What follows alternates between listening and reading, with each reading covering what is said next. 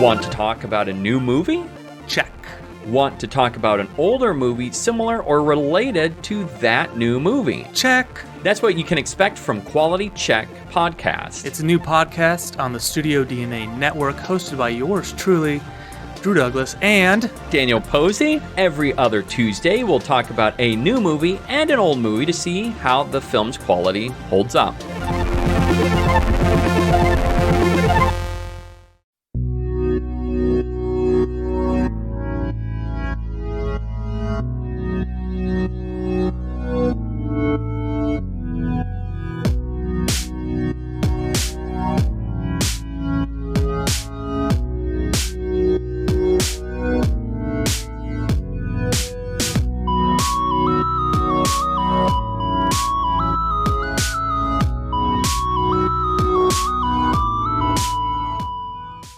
Welcome, everybody, to episode 28 of Disney Plus Reviews. I'm one of your co-hosts, Phil Souza, and I'm here with my co-host, my good friend, and the guy who just loves to sell papes. It's Jack Haltermat. Santa Fe. Oh. Did I do good, Kenny? That's for Kenny Ortega. Kenny Ortega says yes. Thanks, Kenny. Can I have a lollipop now? Sure, kid. And we have a special guest as well on the show this week. 2 weeks in a row with a guest. I'm loving I like this. it. It's a lot more fun for us for sure, especially when we have a musical to talk about. Jack and I love having a guest on. So well, it's and just this guy, two of us boys, and this person is perfect to talk about this movie because he loves this movie.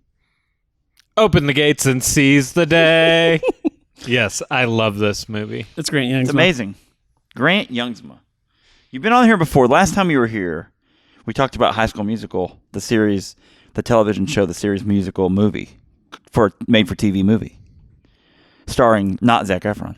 Is it a movie? It's like I added like 14 titles to that show. I don't even know what it's called. Season 1, right? They're going to make a season 2 of High School Musical. Yep. Oh, they have to. Yeah, it's basically a television this fall, show. I'm pretty sure. Yeah, and they're going to have some cameos, I would assume. Oh, I'm sure. Some of the old folks. Not Sharpay, though. Definitely not Sharpay. Not Sharpay. Maybe they can get Vanessa this season. Maybe so. If you couldn't tell, or maybe you saw the title already, we're talking about the Newsies, 1992's musical. We'll get some of the bad news, if you'll pardon the pun, out of the way on the movie up front. So this movie, by the way, we're going to spoil the movie. I'm sure the movie's almost 30 years old at this point. So you've had enough time to watch it. I can't believe this movie's that old. Yeah, 28 years old this year. But anyway, we're going to be talking about that and spoiling it, obviously. But before we get into that, if you're just joining us for this podcast, we are an unofficial Disney Plus podcast reviewing the most popular stuff on Disney Plus, like the Newsies. Sometimes we just talk about whatever we want to talk about and what's hot as well. So we just finished up covering every episode of the Clone Wars, all 12 episodes. And so go back and listen to that if you are just joining us, especially if you love Star Wars like we do. And then now we're just kind of in movie mode. We're taking a break from Star Wars. Did a lot of Star Wars over the last 6 months. We definitely need to cleanse our palates, and probably yours too, you listeners of Star Wars. We've covered a lot of it. We're almost the Disney Plus Star Wars podcast. Yeah. So time to change it up, and why not bring Grant on, who is actually in the movie. Grant, tell us about production. Grant was a 1-year-old when this movie came out. Oh, he was the baby newsie. Yes. He was the newsie they called baby. Crutchy carried you around for the first half. Yep, and I got $10 for it. So I have put to it in a savings account. Shut your mush, kid. I have to say, maybe I'm being too hard on you, but I felt like your choreography was a little lacking. As a 1-year-old, I expected more. Yeah, the dancing steps were pretty crazy, but I think I did an okay job. For a baby before CGI, you did an incredible job. Thank you. So let's get the bad news out of the way early. So this movie did not do well at the box office. In 1992, it had a $15 million budget, so actually pretty low. I think other than Duvall and Pullman, like most of the cast were unheard of people. Christian Bale is in this movie, but he was not Christian Bale at the time. He was just a 17-year-old kid. But there are, according to Box Office Mojo, there are 606 Disney movies released up to the point of this. Imagine that, by the way. 606 movies made by Disney and their, affiliates. It is 576th on the list as far as box office return. Oh. So, there's only like 30 movies that actually made less money, over 600, than this movie. It's one of the worst movies ever from Disney as far so as... it's not quite Beauty and the Beast. No. The other 29 or 30 movies, whatever, below it, I haven't heard of any of them. So as far as movies that I've heard of, it is the lowest box office recording for Disney. That said, it has quite a cult following, and I think that brings us to a question I want to lead off with Grant. This movie came out when you were 1. You were literally 1 year old. So when did you actually come to this movie, having not seen it when you were 1, I'm assuming? So I was a sophomore in high school, and I was taking U.S. history. And Jason Schramm, if you're out there, that was the first time I saw it, when our history teacher, Jason Schramm, showed it in class. That's cool. Were you guys covering this subject matter or the Spanish-American War? Child labor? We were Crutchy talking about Theodore Roosevelt's presidency, and we were talking about background stuff leading up to that. Okay. I gotta say, I'm sure we covered this in U.S. history at some point. I also took high school history classes 30 years ago. Yeah, it's been a while. No, about 25 years ago. So I don't remember what we learned 25 years ago. I went into this movie not knowing what the movie was about at all. I knew it was about kids that sell newspapers. That was it. And so I didn't even know the time period. I honestly, if you'd asked me, I probably would have guessed it was in the 1940s or 50s. I had no idea. So how much did you guys know? I mean, obviously you knew quite a bit since you were in class, but did you know a lot about this time period, like in what was going on in the country? I knew that there wasn't any other media, so the newspaper ruled everything. I knew that child labor was fine then. Everything was cool. Yeah. Of course, we're going to use these kids. They can't read anyway, and they're orphans. So this gives them something to do. Like, that logic was sound back then. That they, what else are they going to do? This is good for them. Maybe they can make a couple nickels, and they'll go live in the orphanage at night. So it'd be great. You know what I'm saying? Yeah. I did not understand the level that Joseph Pulitzer played in this type of thing. I liked the movie, how it plays off of Pulitzer and William Hearst, because William Randolph Hearst also, not shady, but like same kind of thing that they play off on Pulitzer in this. Like, Hearst has a big background in some, maybe not nefarious, but like he's going to control the narrative. Does that make sense? So it's interesting. Yeah, and Hearst is not in the movie very much. You see him in one scene where they're playing poker, but other than that, he's not really a character in the movie. I don't think he has any speaking lines. The movie is based on a book, which I didn't know that either. A book by Harvey Fierstein. I'm not sure if I'm pronouncing that right. It's F-I-E-R, Fierstein. He wrote the book that inspired this movie, and then he subsequently wrote another book called Newsies. It's not a sequel. Really? I think it's just a rewriting of the book that inspired the musical. So that's another thing we probably should mention before we kind of get into our review of the movie is not only that it's had a pretty good cult following. I think a lot of people have seen it on straight to video, Disney Channel, that kind of stuff.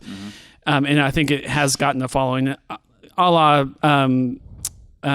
what's his name? Ortega's other movies. Like we talked right before we hit record, Grant was telling us about Hocus Pocus and some other movies that maybe didn't do so well at first blush, but then people have really followed him after that.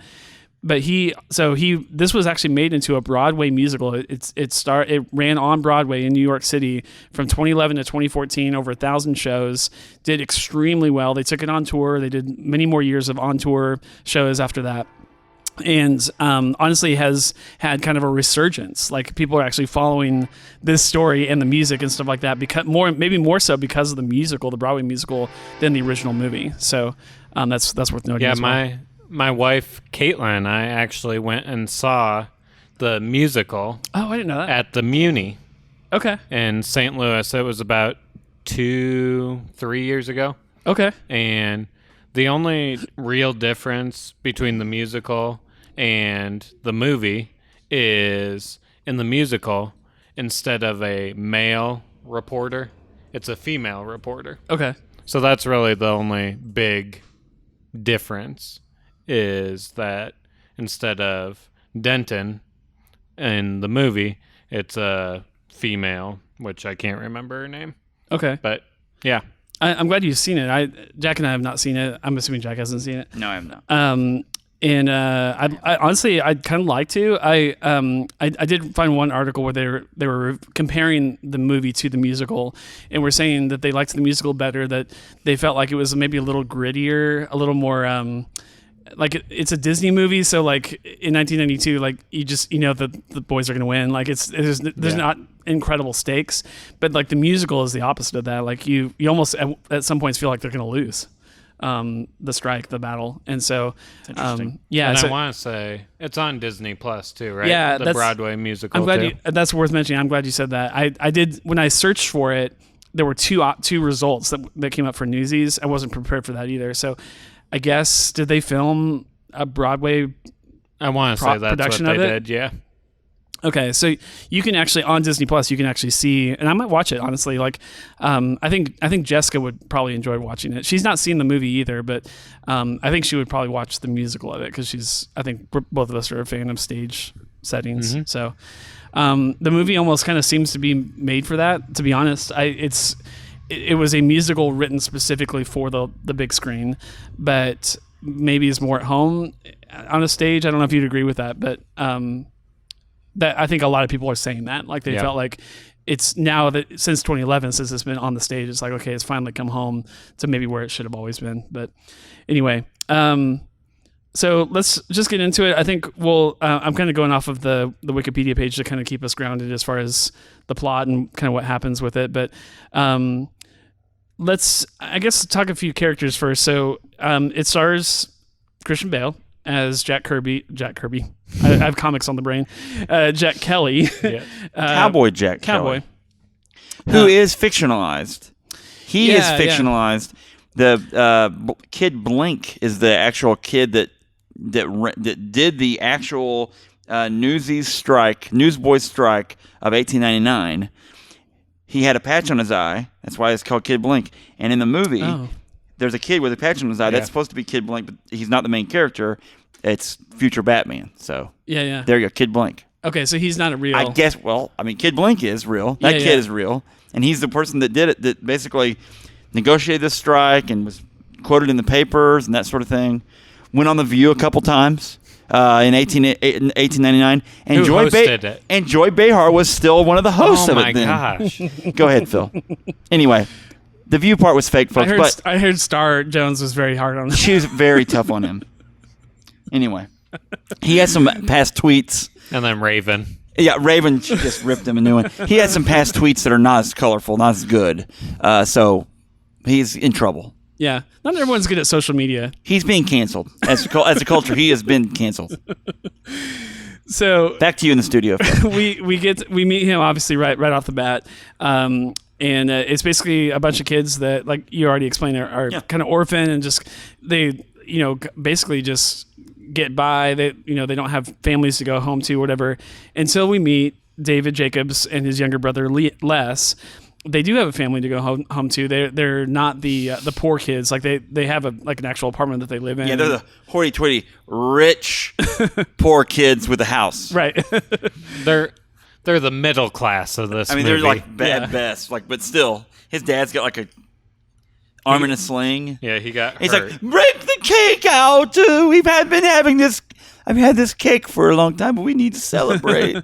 So this is obviously before Workman's Comp as well. Anything. 1899. There was no safety net, folks.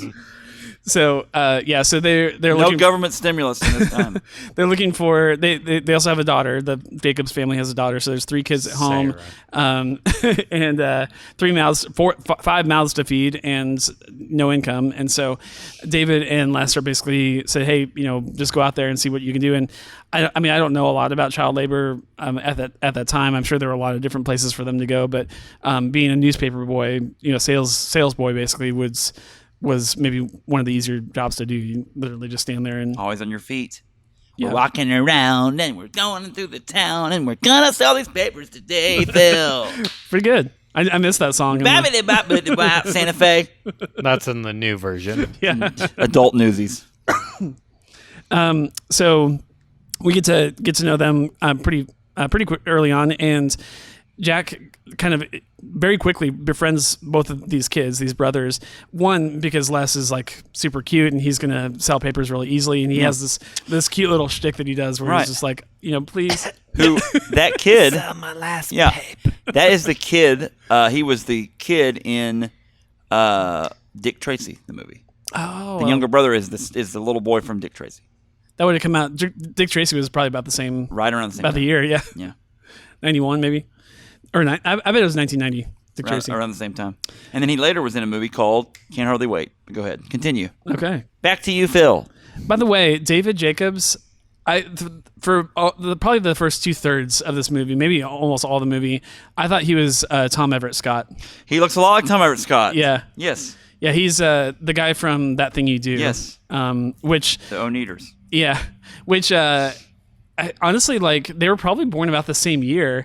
Tom Everett Scott and the guy that plays David his name is David. David Moscow. David Moscow or Moscow is plays David in this movie, and he actually is in a movie with Tom Everett Scott. It's called River Red or something like that. His brother or something? Yeah, they're brothers in that movie. So, and then they do look a lot alike. So, but I mean, Tom Everett Scott obviously can sing, like he was in the Oneaters. So, but I thought it was him for the longest time. Cool. Anyway, so he gets to know them, and David kind of becomes like this smarty, like he's the brains behind. So he can't speak, like he's kind of like Moses, like he has the ability, but not the means to, or vice versa, I guess, to actually be the front runner, like the one that's actually organizing what becomes a he's strike. not really the poster boy, but he's the man behind the curtain. Yeah. And so they kind of ride Les's coattails a little bit. He ends up, becoming that avenue for selling papers. But then David becomes almost kind of fast friends with Jack, and then they end up. He says, "Hey, why don't you come over for dinner?" And they go back to their apartment. That's when he meets Sarah, and it's like painfully obvious that there's going to be a love interest at first sight. And honestly, like later in the movie, it feels so forced. Like what's happening? You're like, did they really have this much connection? Like Here's my problem, and I think we've fixed this problem over the years. This is an early '90s movie, so take that with a grain of salt. But she's in the movie for a total of 2 minutes, maybe 3 minutes total. And you're like, you got to fill in a lot of information. The breakfast scene, which happens about halfway through the movie, is their longest scene together, and there's not much dialogue even in that scene. They have a brief moment at the beginning, in the middle, and at the end, and by the end of the movie they're kissing. So it's a little. And they're off to Santa Fe. So kind of weird, but anyway, that's where they first meet, and even though this guy's like an ex-convict and everything like that, the parents are fine with David hanging out with him. But in a weird way, not in a ex-con way like we would see it. He's just a scamp. He'd gotten in some trouble. Yeah. He went to he was in that weird jail thing. The Refuge. Yeah. Which is like somehow a step below an orphanage. Like it is prison. Like it is. You're locked in. But like for things like they let you to believe, it's juvie basically. They let you believe that people are in there for essentially nothing. I mean, Crutchy is in there, so I mean, yeah, like you can't be mad at Crutchy. Yeah, what a cute kid. He is a bad actor. Golly, that kid. Is my limp? Does it look real? Because there's a lot of people faking on the streets now. Oh. Can I just speak to the acting in this movie real quick? Is that what you're calling this? Acting? I feel like it was like I thought Christian Bale did pretty good. Vinny, the one kid from Doogie Howser. He's a good actor. He's a good little actor. I thought he was really good. Of course, he was also 25 in this movie. Like in real life, that kid was 25 years old playing, I thought, a 12-year-old. So, good for him. Yeah. Do you know the character that we're talking about? Racetrack? I think I know. Yeah. He's the one, his accent is the thickest. But the thing is, when you hear that guy talk in real life, it's pretty accurate. Yeah, he really sounds like that. He sounded like that on Doogie. Yeah, he's a good actor. It was just really funny. Like, you do the math. That guy was born in 1967, and he's playing that kid in 1992. Yeah. He was 24, 25 when they filmed this thing. Yeah. It's weird. Like Hollywood at its He best. looks like a kid, but It's like Hannah Montana's brother on Hannah Montana that was like 27 years old. David Moscow, I think, is really good. The kid is not, but he's obviously really young. I thought Bill Pullman was really good. I really enjoyed watching him. I think this is maybe Robert Duvall's worst movie as far as acting. It's terrible. Robert Duvall's the Pulitzer. No, I know. I'm trying to think of something worse. He's in Secondhand Lions. I love it. He's in a lot of other good stuff. You're probably correct. He's a great actor. He's not a good actor in this movie. No, and not. I think that's probably more of a result of direction or lines or something like that. There are points where like he uses the same inflection with his finger like over and over again. Like he's just like shaking his finger. Just listen to me. Well, he shakes it a second time just to make sure he didn't. And he's makeup up. And I think he's thinking, I'm gonna be, this is gonna be a big role. I'm gonna win some awards, even though they were nominated for a bunch of Tonys for this, by the way, which is really funny to me. But yeah, well, they was eligible. I guess I didn't know that. Yeah. Can you get a Tony for a film? they did. They were nominated for Tonys. No, I'm thinking of the musical. The musical, I'm sure. I lied. The musical's got like 8 Tonys or something like that. I lied. Don't you know? Every other cast, and there aren't a lot of other cast members, but every other cast member is forgettable. I think even Sarah is not great in this movie. But Robert Duvall probably takes the cake for if there's a Razzie to give out, and it probably did get a couple Razzies. They were nominated for Worst Picture Razzie that year, Worst Director for Kenny Ortega. Wow. Worst Supporting Actor for Robert Duvall, and Worst Supporting Actress for Anne Margaret, which I don't remember her much other than Medda. Oh yeah. The showgirl. The showgirl. The really wholesome, family-friendly showgirl, which is a real thing. Yikes. But it won Worst Original Song for High Times, Hard Times. I don't even remember that song. Yeah, that's probably tells you Is that everything you need. the Medda song? Let's find out. Oh, it might be. You guys continue on. We'll find it. I think we should play it on here, but Yes, you're right. It's the one that she sings with the rest of the kids. yeah, I would say at the rally. If you can dial that up, maybe even in post production, play that right now. That would be great. Yeah. So, okay. We keep getting off topic. Sorry. I need to speak to Anne Margaret for a second. I think it's super weird. Let me see if I can get her on the phone. but She's probably not doing much. no, she's not. Is she alive? Anne Margaret was born in the 40s, I think late 40s.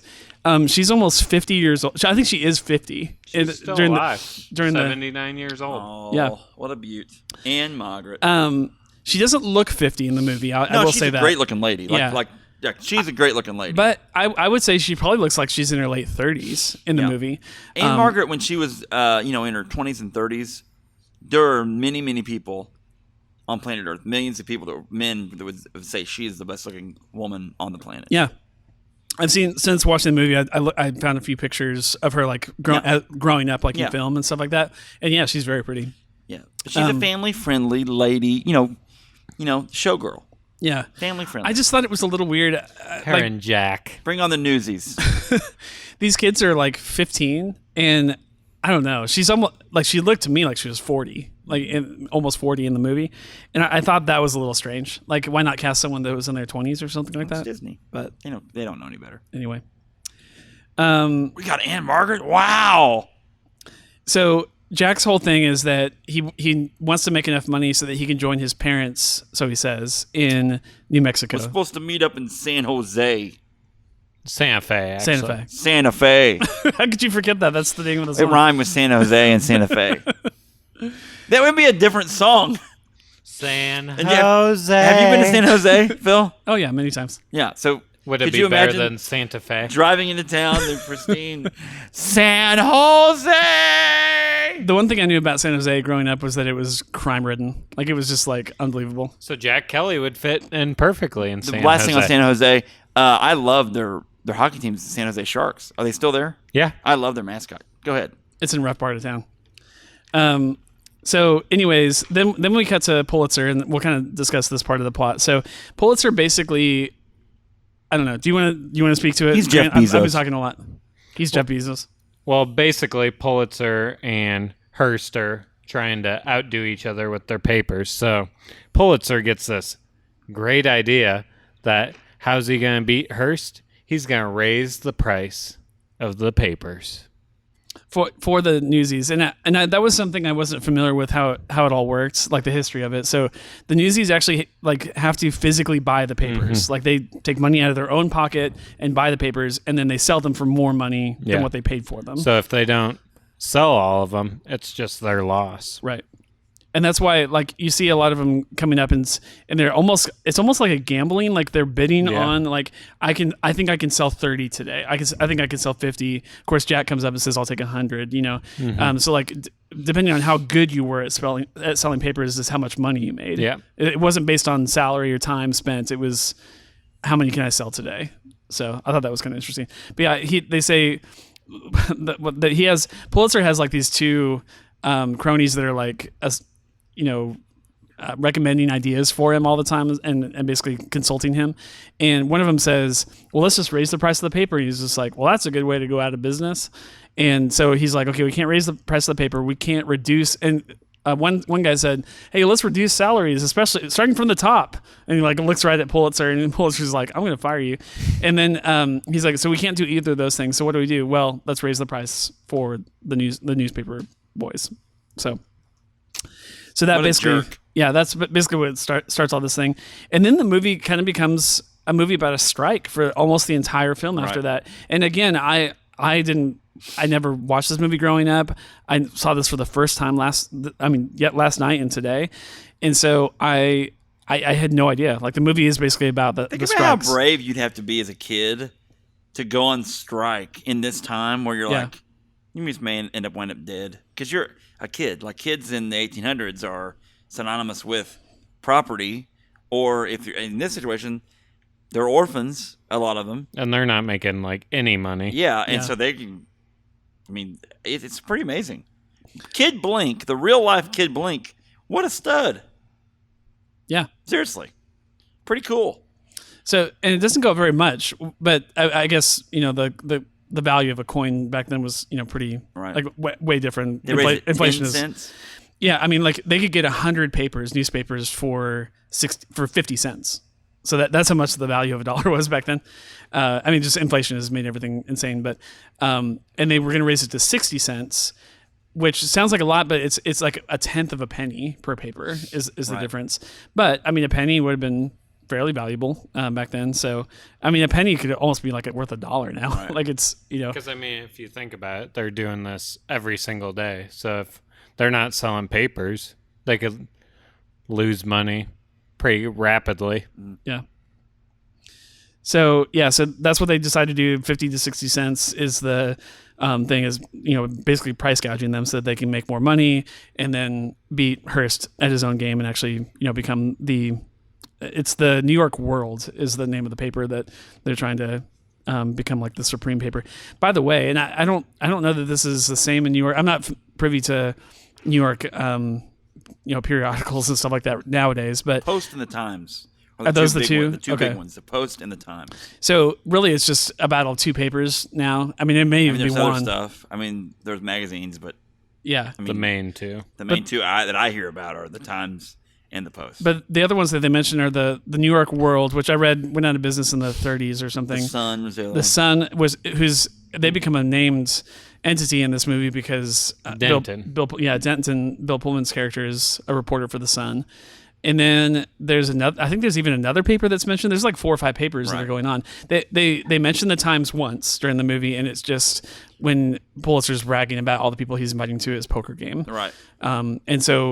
And that was the other thing I thought was very interesting. I think the story of this movie is actually really interesting. I'm going to be hard on some other things on it, and there's some parts about this movie I did not like. The acting is just one of several. But I think the story is actually really good. And, I think you can't give too much credit because it's based on real events. It's really just kind of fictionalized history. But the story's captivating. And I think the book would be an interesting read. So it is a heroic story. It almost feels like Star Wars. Like these people are going up against an unbeatable army. Later on, towards the end of the movie, I didn't write it down, but Pulitzer has a couple, I think, notable quotes about the news, which they're trivial to the plot of the movie, but I thought they were interesting quotes.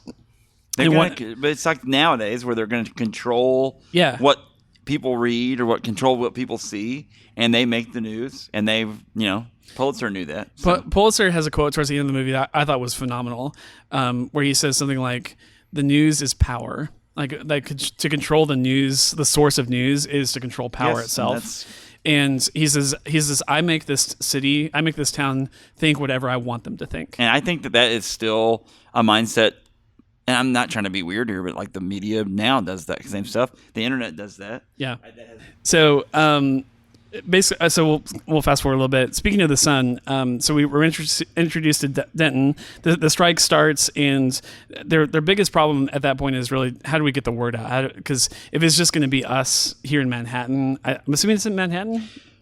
Right? Yeah, because because they sends everybody else out to the other boroughs. Yeah, and no one wants to go to Brooklyn, which is really funny. They talk about Central Park and That's stuff like that. Spot Conlon's territory. Is that why? Because nobody wants to go to Brooklyn. They're scared. So they said, okay, well let's all go to different boroughs and try to get all of those Newsies on board, and we'll actually have a force to be reckoned with once kind of all the boroughs are controlled by the strike. So nobody wants to go to Brooklyn. Jack and David and Les. Does Les go with them?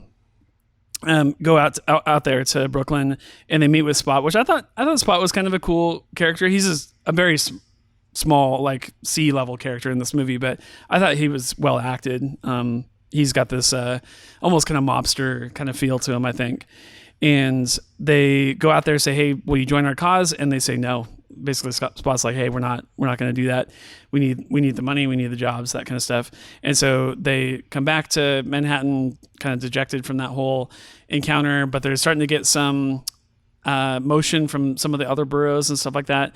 And then basically, it ends up coming to a head when they really get serious about the strike and actually like attack a distribution center of papers, and end up, there's a big like musical number here, but like they're ripping papers and throwing them in the air. They're basically kind of destroying the facilities of this place, and they get into a little bit of a fight. So there's the villains in this movie, other than Pulitzer, are like the Delancey brothers and Wiesel. Or Weasel. Weasel. It's Wiesel. I don't understand why Weasel has to be such a mean character. He's literally just the guy that delivers the papers to the Newsies. His existence is probably crappy, by the way. I mean, he's probably surly because he just hates his life, probably. Yeah. I mean, think about this existence. Sweating, hot, the sound of the papers over. He probably goes to sleep at night to the sound of the paper being fed through whatever machine, and the screams in the distance of a young child's hands being crushed by the Gutenberg press. Ah! Yeah, Squints is dead. We're gonna have to reprint that whole batch of papers. And now you wonder why they call him Weasel. Back to you, Phil. They all have phenomenal names, by the way. The names of the boys themselves. Like I don't remember hardly any of them, but like Crutchy is Crutchy. They call Jack Cowboy. Some of them are actually kind of race cool car, names, racetrack. What was his name? Racetrack was one. Vinny from Doogie Howser. Yep. Racetrack. Anyway, so this thing kind of comes to a head. So there's the Delancey brothers, which are kind of like almost not like hitmen, like they don't kill anybody, but they're basically like enforcers for Pulitzer himself. Yeah, they're like they work for Pulitzer. They're like strike breakers. They're like the criminal underbelly. Yeah, they're the ones that's going to rough you up if you're not towing the line, which I think is kind of crazy to think about. And then there's the cops themselves, which are obviously just trying to keep peace. And all of this gets messier when they find out that Jack Kelly is involved, who again escaped from prison, like a juvie prison, and then there's the strike breakers themselves, which are honestly just kids that are just trying to make a living. Like they don't care about the strike. They don't care about anything, the politics of anything that's going on. They're willing to pay the extra 10 cents for 100 papers, and they get into some struggles and some fights. This is all historically accurate, but they end up having to fight some of them or challenge them, like, "Hey, put down those papers. You're not selling anything today because we're all in this we're all in this We're together. all in this to together. quote another Ortega. Selling papers with Only you and 13 me. years before. Yeah, exactly.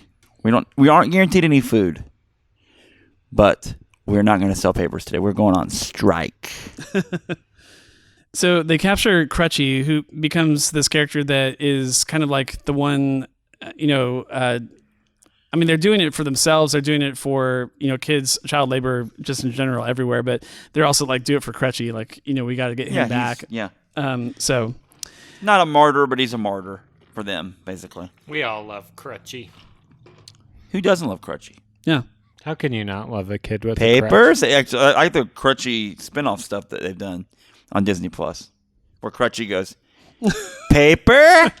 No, Crutchy. No, Trash? Crutchy. No. Cup. No, car. Paper? Then there is, I think, what becomes either a famous or infamous scene in the.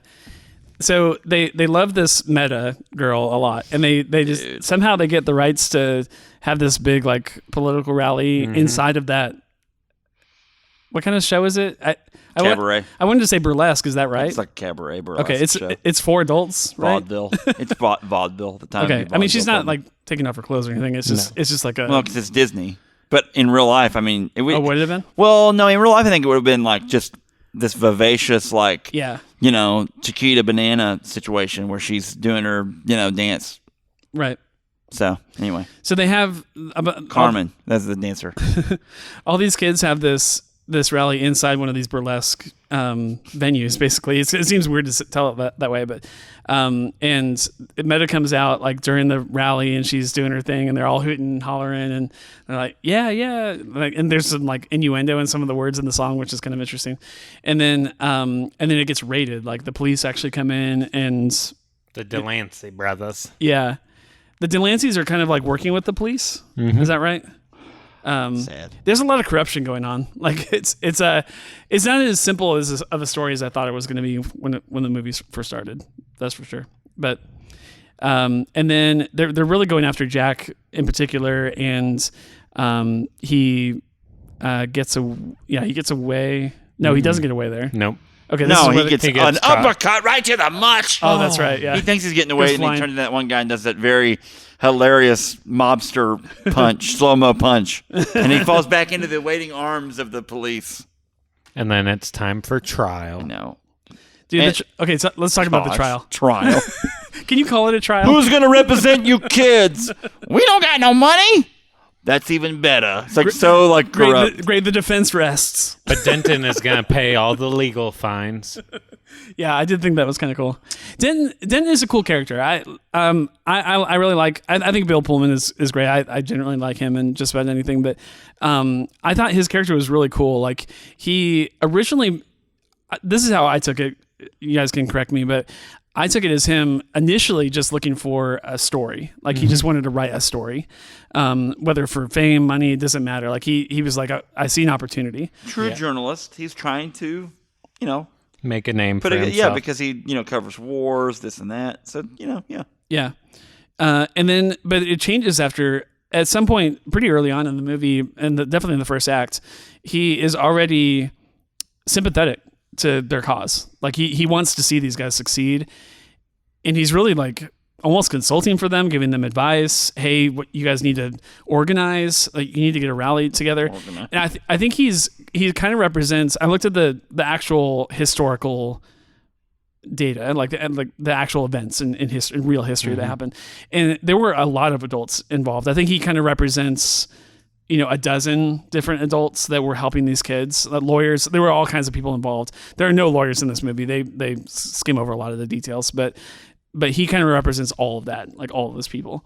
But yeah, he dances with them, sings. Bill Pullman's not a bad singer in this movie. No, and he's a very talented guy. Bill Pullman is a very talented individual. So I like him a lot. We can take a break from the plot for a second, and He's the president on Independence Day. yeah, Continue.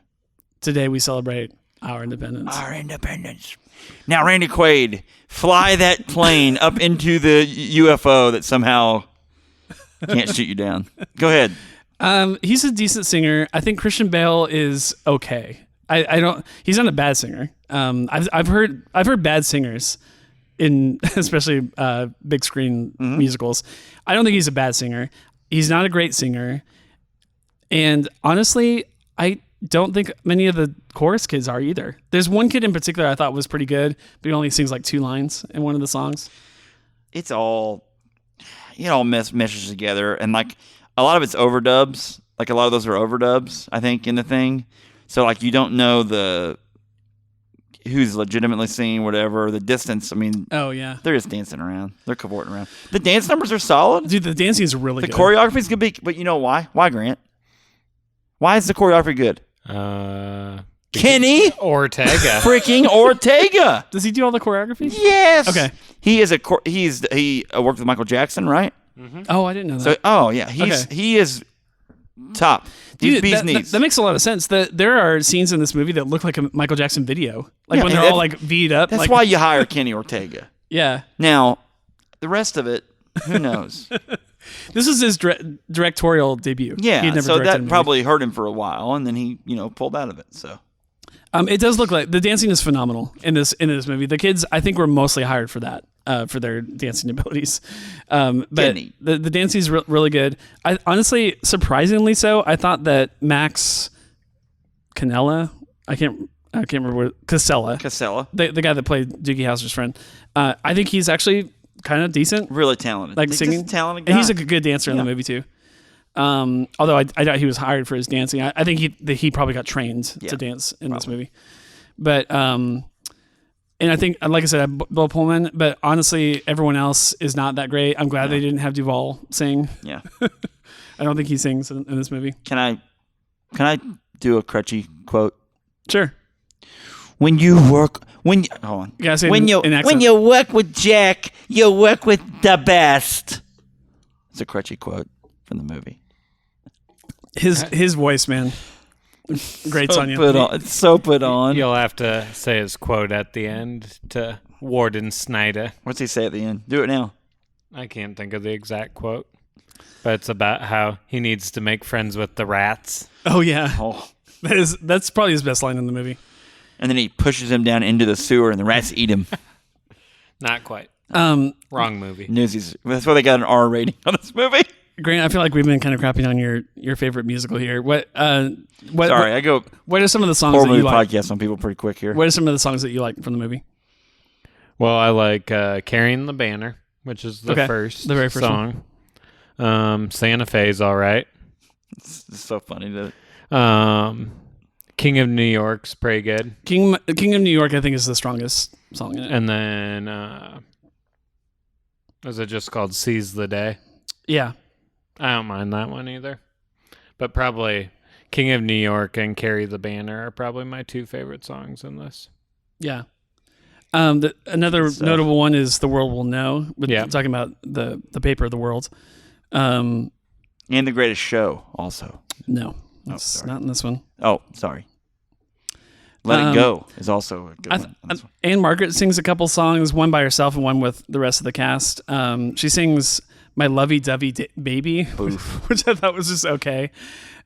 She's a decent singer. I don't think she's given really great songs to sing. Right. My Lovey-Dovey Baby's okay. It's kind of meant to be that Jessica Rabbit kind of style. Yeah, but 50-year-old Anne Margaret. Yeah. Anyway, so funny. I did think it was kind of funny when Les starts singing the words like "You're gonna be my hoochie coochie" or something like that as he's falling asleep, and the parents are just like, "Oh, you guys can keep hanging out with Jack. He's a great guy." Gosh. So anyway, they I don't even remember where we left it off on. Jack gets captured, right? Yep. And then Jack- we find out his name is Francis Sullivan. Yeah, And his mother's dead, and his dad's in prison. which So he ain't going to Santa Fe. I think if you've seen a Disney movie, you knew this was coming. Yeah, that but he's there's not actually only an orphan. dead parents. Or that he doesn't actually have parents. Yeah. Yeah, he doesn't even have a mom anymore, and his father's locked up. and basically he's given an ultimatum. Like, there's no trial at all. Like, literally, the what's his name, Snyder, the warden. The warden Snyder comes in and becomes the prosecution. In this, I'm like, what is going on right now? I will take this boy. This isn't that far off of reality. Was it true that the warden would come in and be the prosecutor? Well, for not a case? normally, but Okay. they can do whatever they want. But, I in mean, this he's world, they can still do whatever they technically a want. minor, so I'm sure he had a lot of pull. And I'm sure it's a normal occurrence where he takes in these kids to the refuge. Sad. Yeah. He's sad kind of a sleazeball, but Oh, yeah. no, none of the adults know that. Not at this time.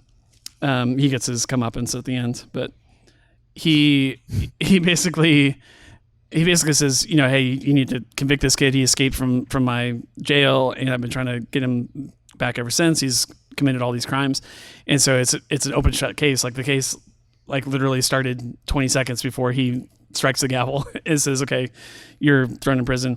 And then A gulag. explain to me the next part, because I was confused by it. Obviously it's corruption. I mean, I get that. Mm-hmm. But he's supposed to go to prison. The state of New York, or the city at least, sentences him to prison. Mm-hmm. And then Pulitzer says, I'll make you a deal. If you work for me, you don't have to go to prison. Did I follow that right? I mean, pretty much. I think it's He's for movie's sake, but go basically trying to stop the strike from happening. Right. And Pulitzer believes that if he has their quote-unquote leader running the show and working for him, then the strike will just end, and then it'll go back to normal. And he's able to do this because he plays poker with Snyder, right? Yeah. Like, they're basically working together on this. Yeah, and Pulitzer runs everything. I mean, Well, and he knows basically- he knows the mayor, and he knows everybody. Yeah. Pulitzer knows everybody. Pulitzer probably runs everything. I mean, Yeah. if the way they're going here, I mean, in real life, I don't know. So this is But he all being done under the table, basically. Like, the law isn't aware of any of this. Right, and they're kids. They're nameless, faceless children Yeah. that back then had no rights. Yeah, they don't really care what's going to Doesn't happen to matter. this kid. There is no Six Flags. There is no Disney World. Okay, in this world, there is only you will do The this train paper station. delivery. There's only the train station and only do this, and there is no fun. And you, as a child, must work for Pulitzer or Hearst, depending on where you ended up at, or maybe in a horrible scenario, the Sun. That's it, Phil. Yeah. It's not rainbows, lollipops, and sugar plum, fairies. But Pulitzer gives a pretty good deal because he also threatens to throw the rest of the Newsies in the refuge. Oh, that's right. So, Yeah. Originally, he tells them where to stick it. He's like, hey, I don't need your money. I don't need that. He basically says, I'll give you everything you need to go free. Like, you can just get on a train to Santa Fe and just leave this world But he's got behind. leverage. So He has that leverage. yeah, and so at first, you're like, okay, he's going to be enticed, but there's no way he's going to do it, and he doesn't. He says, no deal. Go pound sand. And then it turns into a negative reinforcement of like, okay, he's like, I bet your friend David has a family, a sister, people that you love, that you care about. You wouldn't want anything bad to happen to them, would you? And so then that becomes the impetus for him to basically say, yeah, we're not going to, or I'm going to go along with the plan and do exactly what you tell me to do. So yeah. And that's what happens the next time that we see him. He's basically with the strikebreakers. He's got a suit on. He looks like all rich, and he's got the paper slung up on his shoulder. He's rich. He's ready to. he's ready got to. his nice suit Yep. and hat. And of course the strikers, the Newsies. Can't believe it. Yeah, they're insulting him and throwing Say it stuff ain't at him. so. Yeah. Are my eyes deceiving me? Racetrack is kind of at the front of He's that. upset. Yeah, he's pretty upset. At two. To And then Barte. And then David steps up and he's like, has a nice talk with him. Yeah, almost attacks him. Like, he gets held back at the last second, but yeah, he's ready to go to blows with him. He's ready to soak him, as they say. Circle. But then what happens to change this all? Tell us, Grant. Enter Sarah. Yeah, it's all every movie. This movie came out the same year as Aladdin, so we know that a street rat and a girl are going to be involved, and it's going to be all about romance. So yeah, so what happens next? So the Delancey brothers are going to go take care of David, as they say, and so they find Sarah and Les, and they start beating her up. Or roughing her up, not really beating her up. Yeah, can't beat up a girl. And hoping that David will come out. And so David finally shows up, and then they rough him up. Mm-hmm. And then finally Jack shows up and comes to the rescue. Yep, he's had enough. And then the Delancey brothers run back to Uncle Weasel and go tell him that Jack is no longer with them. And one part that happens right before this that we kind of skipped over was Denton basically gets threatened at work. That scene's not shown, but he references it. He basically they're saying, you're gonna stop printing stories about. You're not gonna cover the strike because, dude, the corruption is like. And this is based on real events, so like this stuff actually happened. Yeah, but to a point. To a point. But like the papers obviously were not willing to work with the strike. Well, none of the papers reported on the rally they had. Yeah.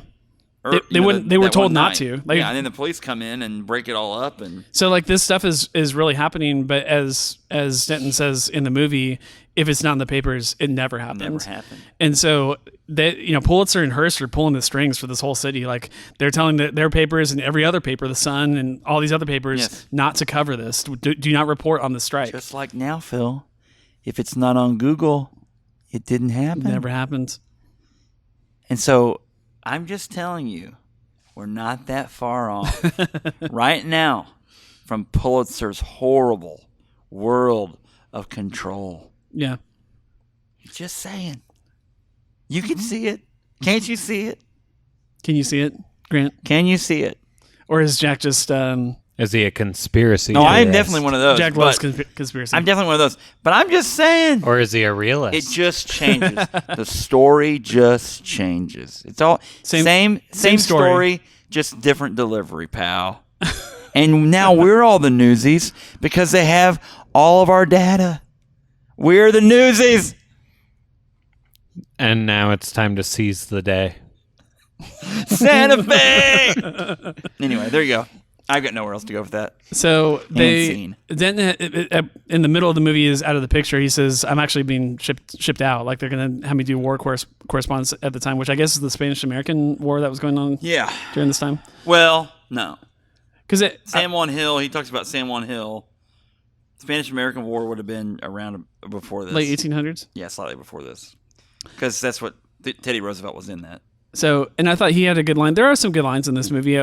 He had a good line of like, he looks at one of the kids in the eye. And he says, "You don't always get fired," and I thought that was kind of a cool line. Like sometimes you just get relegated to, they just move you. They just change your position on you and just move you somewhere else so you're not doing stuff you're not supposed to be doing. So he for most of the movie has been kind of this rebellious character with the Newsies, but then gets put in his place. He says, "Hey, ultimately I need a job, man. Like I need a paper to write for. And if I can't write for this paper, I'm not going to find work anywhere." So he says, "I'm towing the line and I'm going to do war correspondence." Well, they catch him. So right after everything just happened with the, saving the Jacobs children, we get to the scene where they knock on Denton's door and he's literally about to ship out. Like he's got his bags packed and everything like that. And they're like, "Hey, we need your help." And I wasn't sure how he was going to react. I thought he was going to be like, "Hey, sorry, man, I already told you I can't help you." But he actually reneges and he's like, "Okay, all right, let's do this. What do we need to do?" And their biggest problem at this point is still getting the word out. Because again, we just covered it. The papers will not cover the story. So nobody knows that the strike is even happening. So where can we find a printing press? Yeah. So where do they go next? Pulitzer's basement. So awesome. And they print their nice story. It's just a one page. It's like not like a whole newspaper, but they pull like the sheet, like this cloth or whatever, off of this old printing press, and he's like, "Oh, I guess Pulitzer never throws anything away." Yeah. And it's like the last year's model or whatever, but it still works. Where it's actually where Jack was staying when he was working for Pulitzer. That's right. Yeah, because he didn't have any place to go, Yeah. and he wasn't staying at the refuge anymore. So yeah, he's like, actually, I know where a printing press is, and so they sneak into this basement and just kind of all night kind of thing. It's insinuated they print just thousands of sheets of paper of basically the story that Denton always wanted to write but was not allowed to at the Sun, and they give it to the best people that can deliver that, the Newsies, and they deliver it to all 5 or whatever 6 boroughs of New York, and everyone knows about the strike all of a sudden. And then what happens? That the ending of this movie I thought was really clever. I guess hand it to what's his face that wrote the book. I can't find his name now, but it's obviously his story that he wrote. But the final scene, do you remember what happens with all the crowds and stuff like that kind of descend on the New York world? So basically, like, it incites. So the Pulitzer's big problem with the strike has not just been money. It ultimately comes down to money, but it's bigger than that for him because he is running the town. He's running all of New York City basically, and he doesn't want to see strikes happen all over. Like, for that way of thinking, of methodology to infect all of the other industries. And so, like, there's sweatshops, there's child labor everywhere. And so what starts with this Newsboys strike of 1899 ends up infiltrating all other industries, and he sees the writing on the wall. He can see that it's going to happen, and so he's trying to quash it from the very beginning. But you see that at the end of the movie. You see kids that are working in factories and other means asked to do all kinds of things at the age of 12 or whatever, and it becomes larger than just a bunch of newsboys. There's thousands and thousands of these kids that are all striking for their own thing, and there's girls out there. There's lots of different kinds of people. So I thought that was really. I actually kind of, even though I didn't love the movie entirely, I got chills at the end of the movie. I thought the ending was really, really good. Yeah. So he finally has to give in to him. Yeah. And because he feels his power slipping away. Yeah. And Snyder gets taken into custody, which is that quote from Crutchy. I'll find that quote. That's a good one. Yeah, find it. They take Snyder away because, part of the paper, the one sheet that they printed off of Pulitzer's basement printer was the story about the refuge itself. There's a whole article on that paper that you see in the movie that's exposing the secrets of the refuge and how these kids are being mistreated and locked up for no good reason, exposing all the corruption basically with the refuge. And Teddy Roosevelt, who in this movie is just a governor, he's not president. I guess he became president shortly after this. That, yeah. So I didn't know that. When they kept referencing Roosevelt throughout the whole movie, I was like, President Roosevelt? Like, is that who they're talking Teddy about? Roosevelt, Is Teddy the governor of New York? New York, yeah. He was, I guess, had been to the refuge before, but it had been a while, and he wasn't privy to how it had become so horrible. It just become this like horrible place. And so he basically shuts it down. Like he arrests Snyder and like shuts that whole thing down. Crutchy's freed, and all the other kids that are freed against their will are freed. And then Snyder himself goes into imprisonment.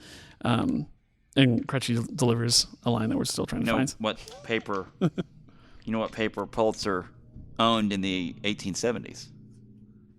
The St. Louis Post-Dispatch. Oh, really? I didn't know that. Is he originally from St. Louis? No, he just likes money. Oh, he lived in New York and ran that paper? He just bought it. Okay, gotcha. He saw it as a market he could get into and bought it. So he owned a paper in Cincinnati. He owned papers all over. Yeah. Like he died with being worth almost $50 million, which back in the early 1900s would have been astronomical. I mean, billions of dollars now. Yeah. Pulitzer. And then just to kind of wrap up Jack's story, Roosevelt says, "Hey, I'm honoring you, Jack, and I'll make it happen if you want to go to Santa Fe. Like, I'll drop you off wherever you want to go, train station, and go from here." Sarah gives him a look, and then he hops in the carriage and leaves Sarah and the Newsies behind. And of course, you knew it wasn't going to end there, but he ends up circling around and eventually decides to stay. It's kind of insinuated that Roosevelt talks him out of it. That, hey, you're still needed here. There's a lot more work to be done here in New York City to fix some of this corruption. So overall, I want to get your guys' thoughts on the movie overall. What do you, let's start with you, Grant, because I think you're probably going to be the most positive on it. Well, I enjoy this movie. I'm not a huge musical fan to begin with. Yeah. Overall. So this is, like I told you before we came on, this is probably one of my favorite musicals. You've watched it how many times? You told me 5 or 6, right? Yeah, I've seen it 5 or 6 times. We own this movie too, and so going back and watching it, when you I don't know if it's on a physical disc. When you're putting that disc in the drive to watch this movie, what are you excited to see? Is it the musical the dancing number? I think the dancing is really great in this movie. Is it to see the dancing numbers, or is it the plot? Yeah, I mean, I enjoy the songs. It's cool to see Christian Bale in like his beginning years, because I'm a big Christian Bale fan. I enjoy him as Batman. He's awesome. And other movies like Public Enemies, stuff like that. So yeah, I enjoy it. It might not be the best one, but I mean, overall, I think it's pretty good. And it helps Kenny Ortega, because one of my other favorite movies is Hocus Pocus. So yeah. Jack, what do you think? Man, it's a nice little time capsule into kind of how movies were made in the 90s, the early 90s, and how Disney kind of thought to make movies in the early 90s, and how it was like not a guarantee that Disney's going to make a hit. Right. The backdrop, the historical backdrop, is actually pretty cool. Yeah. I think. I don't know that now a movie would tackle something like this and try to spin it into fun. Like, think about that. Oh, right. This is like a dire, like you talked about the play, like the musical, the actual Broadway musical, how they add a little bit more of the darkness to it. Like Disney, I think they would be remiss to try to be like, and let's talk about the fun times these homeless kids had selling papers for a gigantic corporate conglomerate. They're starving, but they're having fun and working 20-hour days and also sleeping on the streets. Let's have some fun, kids. And sing, "What a fine life." Oh, it's a fine life. Oh, thanks for buying my paper, sir. Like, literal. Yeah. You know what I'm saying? Yeah. Anyway, there you go. But yeah, I just don't think they would even Disney would do that now, where there's like, let's create this. It is an odd playground for a musical to live in, like this time period in this setting. You said it about Aladdin, like it's how Aladdin is like this street rat, like doesn't have any money, and it's similar where it's like, let's use this level. Disney does that with a lot of their characters. I mean, it's like the lesser possible character, and let's rise them to the top. I mean, Yeah, it's this as far as like make them relevant. The darkness inherent in the plot of the movie. This is not White Christmas. Like it's not that kind of a movie where it's about the odds of just a couple people versus a couple people. There's like this massive like citywide corruption that's going on. Right. It's a heavy setting, I think, for this movie. But other movies have had that too. Like you think of Sound of Music and other movies that are dealing with like national war and stuff like that, like or international war. Like those backdrops, like it's funny, like. But even that one, like, even if you made The Sound of Music now and you said we're going to do this, okay, let me tell you about this. It's in Austria. The dad technically. At one point, is working for the Nazi Party because Austria has been co-opted into that. Yeah. Whether he wants to or say it or not.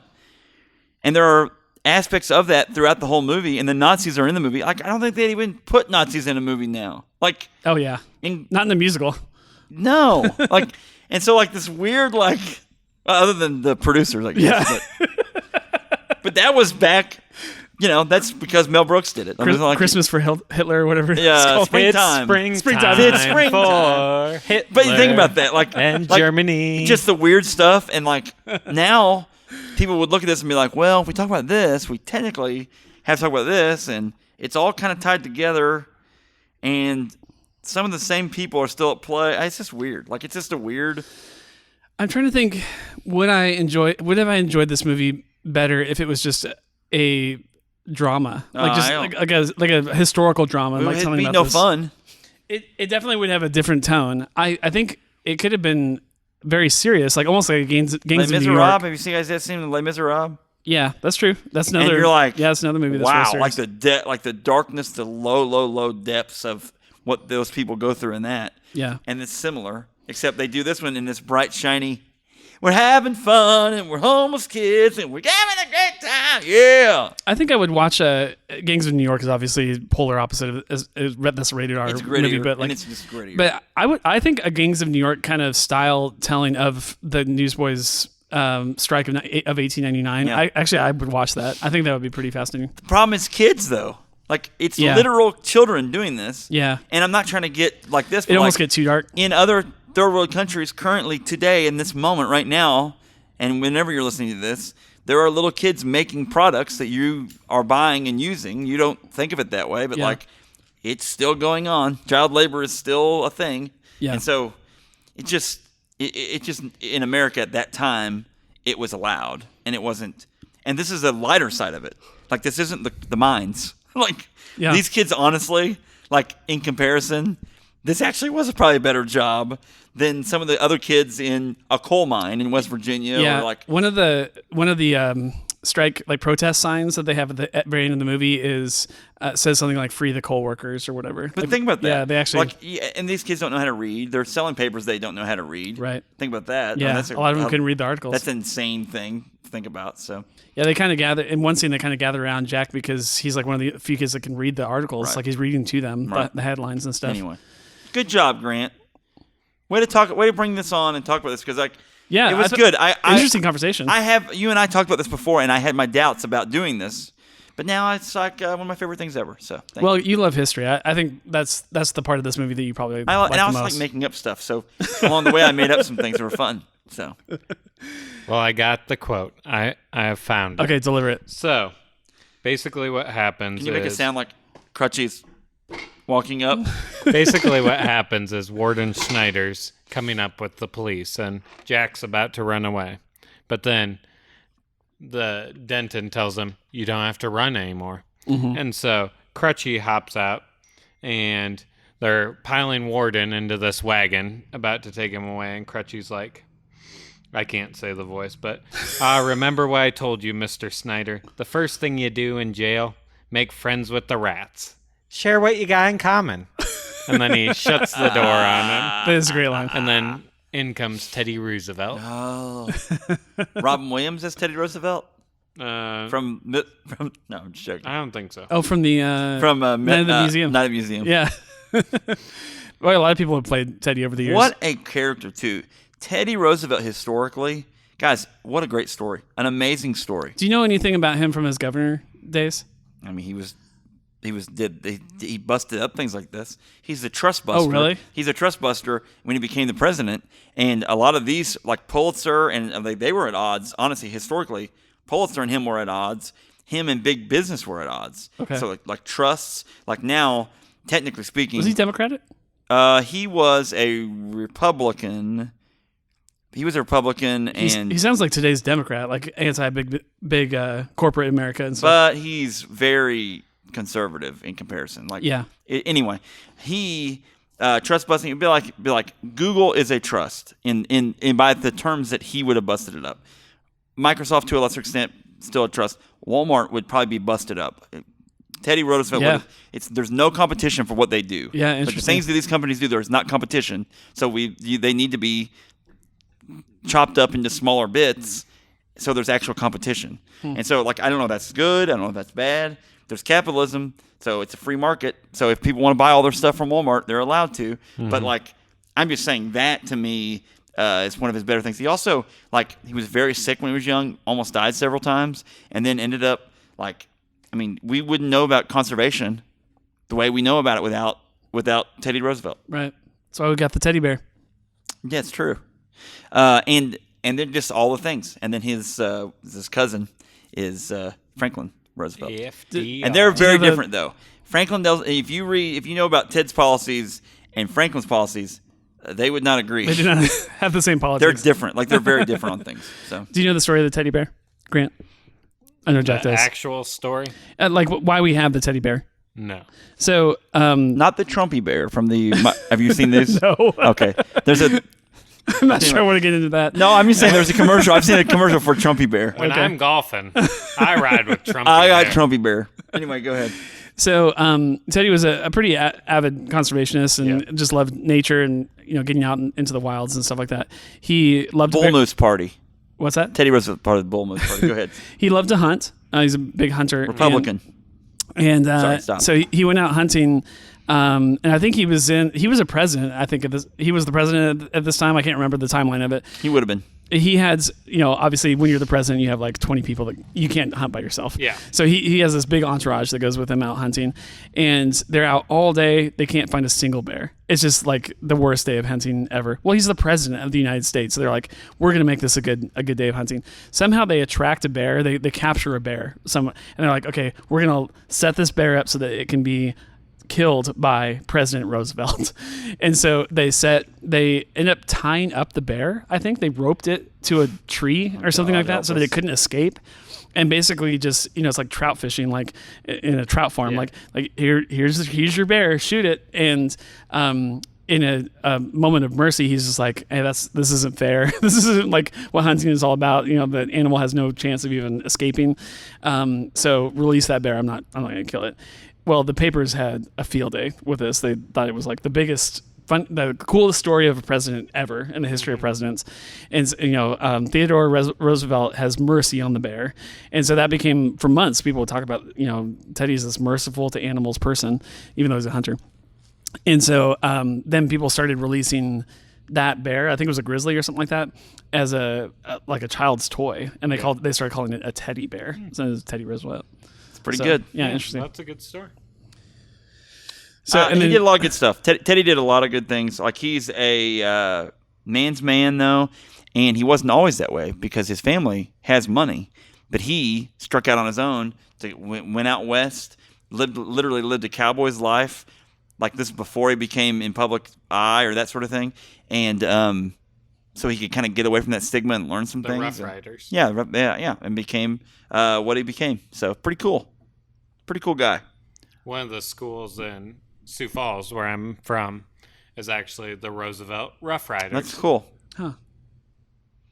Anyway, so Teddy. Overall, I liked this movie. I didn't love back it. to that movie. Sorry, I'm off my Teddy Roosevelt stump speech. I don't know that I'll go back and watch it anytime soon. I think I will watch the musical, like the actual. I think it came out in 2017. The Broadway musical set to actual recording. It's on Disney Plus. I'll probably watch that. I don't know that I'll watch it anytime soon. I feel like now that I've got the story and I understand the story, I probably got everything out of it that I need to. I think some of the songs are good. Some other ones are forgettable. Once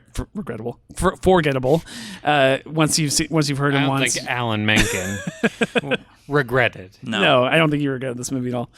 I think some of the acting is good, but some of the other acting, I think Duvall is terrible in this movie. And It's kind of crazy. Yeah, he's a good he was actor. so good before this movie. Like I don't know. I think he was phoning it in. Yeah. They probably didn't pay him very much. They had a $15 million budget total. But Probably got a lot of that.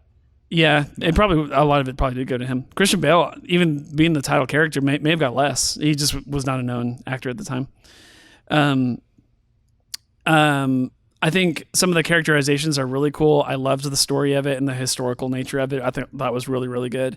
I thought the romance was just okay. So it's a hit or miss movie. Like there's some parts that I really, really liked. I told you I got chills at the end. So there's parts I really, really liked, and then other parts that I was just like dumbfounded. It's like, why are they doing this? So and I felt like some of the character motivations I think were hard to be consistent throughout the film. So overall, I'm glad I watched it. I don't think I'll come back to it anytime soon. But I can definitely see how it has a cult following. People, I'm sure, especially if you like, you were fairly young. I know this movie came out almost before you were born. You were very, very young when it came out. But I think if you watch this, I had friends in high school when this movie came out. It was their favorite movie. Like they bought the VHS for $20 probably when it first came out to the local stores, and they watched it every week, like every month. Like it was their favorite movie. And I never watched it at the time. I think I would probably be a lot easier on it now if I watched it when I was younger. So that's kind of my take on it. All right. Anything else you guys want to discuss? Have you been watching anything on Disney Plus that you want to talk about? I watched sorry to talk about Star Wars, but I watched the Making of the Mandalorian story. I've not started it. Yeah. Dave Filoni. Oh my God. Genius. Oh my God. You said it. Turn Filoni and Jon Favreau loose, and just let them be in charge of Star Wars. Yep. Everything will be fine. Everything will be better than fine. Everything will be great if you just do that. Dave Filoni. His knowledge of Star Wars is going to be through the freaking roof. He can explain things that you're like, oh, that does make sense. Wait a minute. I like the prequels now. He starts talking, you're like, wow, cool. Oh, they're good. I'm like, wait, no, they're not. Wait. Like the way he explains it, you're like, oh, that does make sense. Like he just is that he's intuitive a genius about it. And he's just a boss. He's so good. Dude, I would love to hear him talk about the Martez sisters for episode art. That is true. But he is a Star Wars genius. Like, and he had a purpose. Other than Lucas. Yeah. I mean, Lucas is number one, but other than Lucas, I think he's probably provided more for Star Wars than anyone. Yeah. I think it's probably pretty accurate. Like more than Abrams. Like I think he's more than the directors of the original trilogy, maybe. Like those guys did single movies or. Abrams had a hard. Abrams had to do movie. He started that first one. What's the first one? Force Awakens. Yeah. And guys, he had to do it in the social media era, and you cannot win. Right. You there is no winning. Like you can only hope that you make something beyond good that everyone can universally say it's awesome. The only movie I can think of in recent times that is universally like, and hear me out when I say this, like, and not Star Wars related, Disney related, that universally people are like, that is good, is Black Panther. Oh, yeah. Because you made it, everyone goes, very well done. Are there any holes in it? It's a comic book movie, so whatever. But I didn't hear a lot of people. I've only heard like a couple people even voice anything about it. And that's saying a lot. And like, there's a lot of reasons it's not panned. Right.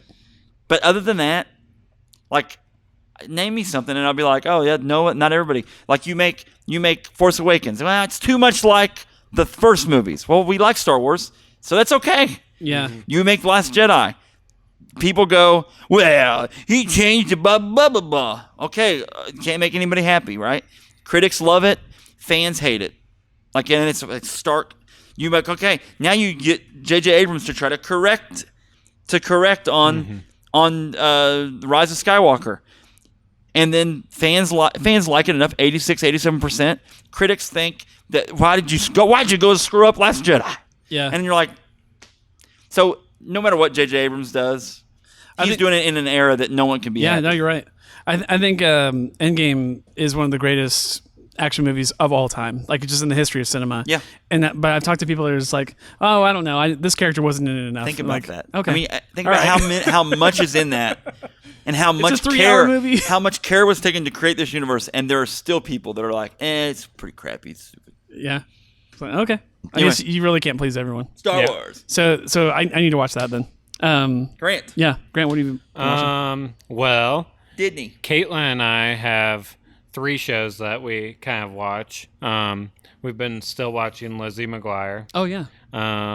We started up Hannah Montana again because that kind of came out when we were in middle school. You know what? Can I tell you why else it's great? Because you get the best of both worlds, hanging out with the show. Oh, how can we do? It's the best. And then I've also been watching Smart Guy too. What's that? It's about a kid. I think maybe he's 10. Oh, you were and he telling me goes about to this, high yeah. school. He's a super smart kid. It reminds me of Doogie Howser a little bit. Speaking of, And his brother is also in high school, and his sister's in high school. It's pretty funny. It's crazy. They only have 3 seasons of that. He so- breaks his arm and can pitch really fast. Is that? No, Oh, different movie. this that's why he goes to high school. this is a current show or one that aired previously. I can't remember. Maybe late 1990s. Oh, it's an older Yeah. show. Okay, gotcha. It's with Taj Mowry, which Gosh. he's the brother of Tia and Tamara. Okay. The Oh, okay, sister I didn't know that. duo. Okay, gotcha. So that's a pretty good show. Oh, I think I saw commercials for that back in the 90s. Now that Yeah. I'm thinking of it. Okay. Okay. All right. I never watched it. Did you watch it when it first came out? Episodes here and there, not Yeah. the whole thing, but and then of course my favorite Disney show of all time, Boy Meets World. Yeah. Watch an episode here and there. Cool. That's timeless for me. That's just watching that show is like eating your favorite snack. Yeah. Like I just want to snack on some Boy Meets World right now. It's kind of like for Jack, The Office. Yeah. Boy Meets World is kind of that for me. Good. One that's common for Jack and I both is Seinfeld. I Yeah. get that way about Seinfeld. Oh, actually, before we go, I want to say, did you complete your Yeah, I'm done. best of? Let's say, Jerry Stiller died this week. Oh wow, I didn't know that. Yeah. Yep. So Ben's dead, but he's on Seinfeld. He's Yeah. George's dad. Yeah, dude, he's so great in that show too. Yeah, it's sad. It's really Yeah, sad. He that's was sad. 90, I think, something. What So- what a great career he had. Oh yeah, and he's fun. Like he's spot on, and like that character that he played, so good. So So, good. anyway, I wanted to say that. I thought about that this week. I was like, Yeah. you know what? Nothing else. I know we're normally pretty evergreen about this show. Yeah. Like we try to be like not. Like we talk about things that are coming out and that sort of thing. I know we're normally not a succinct timeline. What but, has Jerry Stiller been in that would be on Disney Plus? I have to look up. See if you can look that up real quick. Let me look it I'll up. talk very quickly about what I've been watching, and that is this is going to surprise all three of you, or both of you, all three of us, including myself. Lilo and Stitch, those movies. So I'd never seen Lilo and Stitch ever until 2 or 3 weeks ago. Jordan really wanted to watch it because we have. This is going to sound weird, but once you have kids, Grant, you'll understand. We have a Disney puzzle game. It's literally a jigsaw game. And one of the jigsaw puzzles that she's played was Lilo and Stitch. And she's like, Daddy, who's that? And I said, I can't remember if that's Lilo or Stitch. I always get confused too. I was like, I've never seen the movie, so I don't know, actually. And she's like, is he an animal? I was like, I don't know. He's an alien. I didn't even know that. Yeah. So that shows you how little I knew about the movie. I went back and watched. You probably grew up with these movies, or at least My the first one. sisters absolutely loved this movie. Dude, I gotta say, I thought they were great. Yeah. We watched all three of them. The first movie came out. The only movie to come out in theaters was the original Lilo and Stitch. Then they did a couple direct-to-video movies after that, which I know when you hear direct-to-video, you already get an opinion in your head. Those movies are honestly almost as good as the original movie. Yeah, I haven't seen the other two, but my sisters absolutely loved the first one. And that was kind of their movie that they watched over and over again. I bet that it's hilarious. Jordan's only 3; she'll be 4 in a couple months, but she laughed during the entire time. She got a little scared at the beginning of the movie because Stitch is literally a weapon of war. Like he's there to destroy Earth. Yeah. So she got a little scared at the beginning, but once they figured out that he was just going to be silly, she figured it out. She was all in. As soon as we finished the movie, she's like, "Daddy, I want to watch the other one." And we're like, well, you're out of screen time, but we'll watch it the next time we have a movie night. And so the next movie night, we have movie night 2 nights a week. The next movie night, she said, I want to watch the second one. And so we watched that one. The very next movie night, 3 days later after that, guess what she wanted to watch? The third one. So we watched I watched all 3 movies in the span of a week.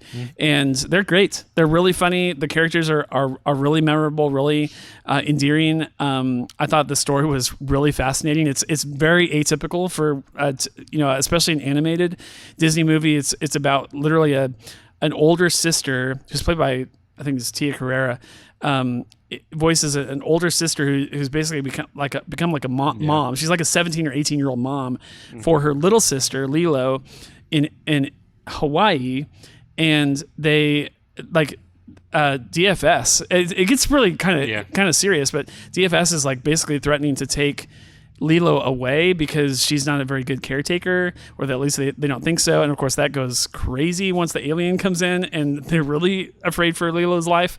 And so there's stuff for everyone to enjoy with it. Adults, kids, those movies are really, really good. And I was not expecting much, to be honest. So I was impressed. Jerry Stiller is in Heavyweights, which Heavyweights would be on Disney Plus. Disney Plus. Have you ever seen Heavyweights? I don't think I have. Oh my gosh! Well, Ben Stiller is also in Heavyweights.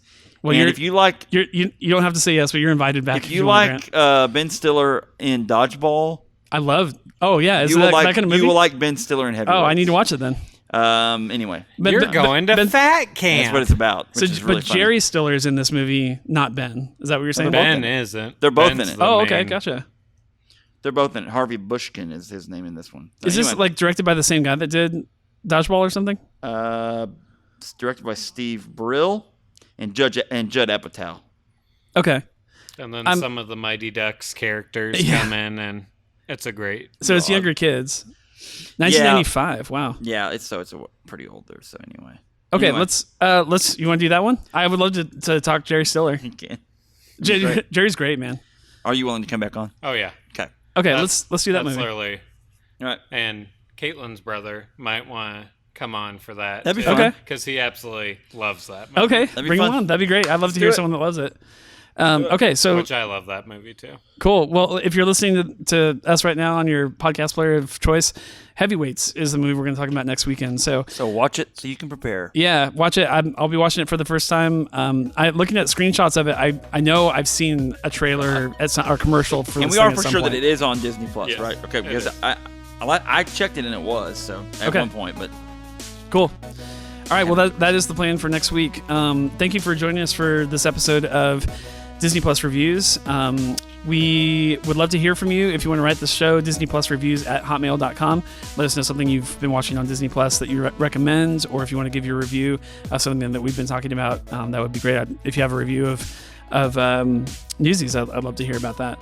So we are going to be discussing Heavyweights. Make sure to watch that movie if you haven't seen it in a while or never seen it like myself, and then we'll come back and review that on next week's episode. Thanks for joining us, and until then, have a great week.